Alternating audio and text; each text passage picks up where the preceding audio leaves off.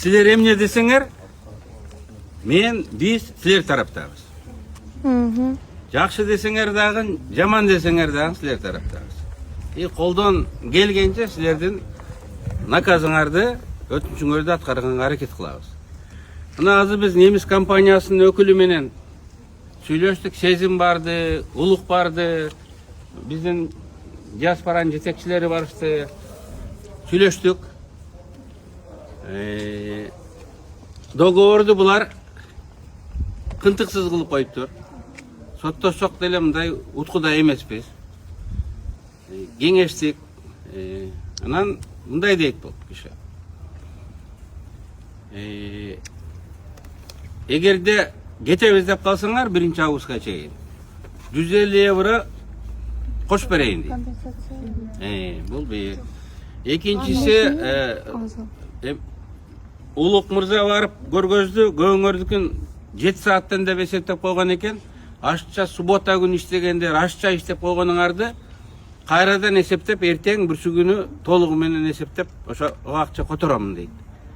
Анан 150 күнү анан кошумча сааттарды.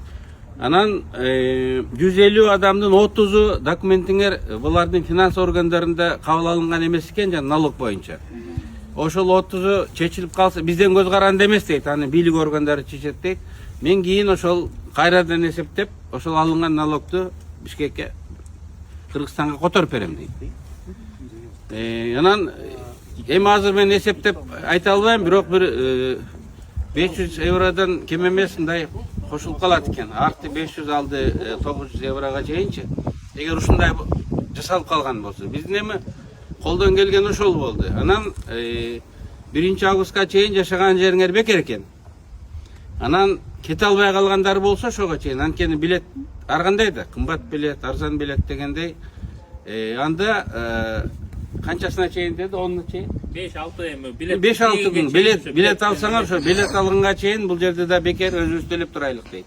Жумушу жокту. Жумушу жокту.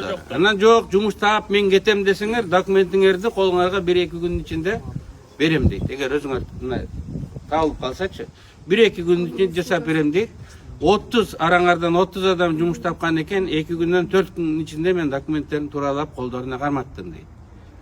Анан ушундай кыскача бүгүнкү биздин жолугушуубуз. Эми мен дагы бир жолу мына силерге, ата-энеңерге, силер аркылуу башка жаштарга кайрылып койгум келет да. Договорду жакшы караш керек. Анан эптеп жетип алсак, анан ар жагыдан Кудай айтканы болор деген логика менен бул жакка келбеш керек. Эгер андай логика менен келсең, анда ошого чыдаш керек. Мен билем, мага да көп чыгышат. Эптеп кирип алсаң ар жагы анан бир нерсе болуп кетер деп деген логика менен жүргөндөр дагы көп. Анан мен албетте мен көрдүм, жашаган жерим мындай жакшы эмес. Силер жакшы эмес десеңер, мен жакшы эмес деп айтам. Башкача айтышым мүмкүн эмес. Бирок анткени ата-энелер да угуп турат да. Бул жерде болгарлар жашап атыптыр, бул жерде румундар жашап атыптыр, бул жерде украинецтер жашап атыптыр, бул жерде арабтар жашап атыптыр, бул жерде түрктөр жашап атыптыр.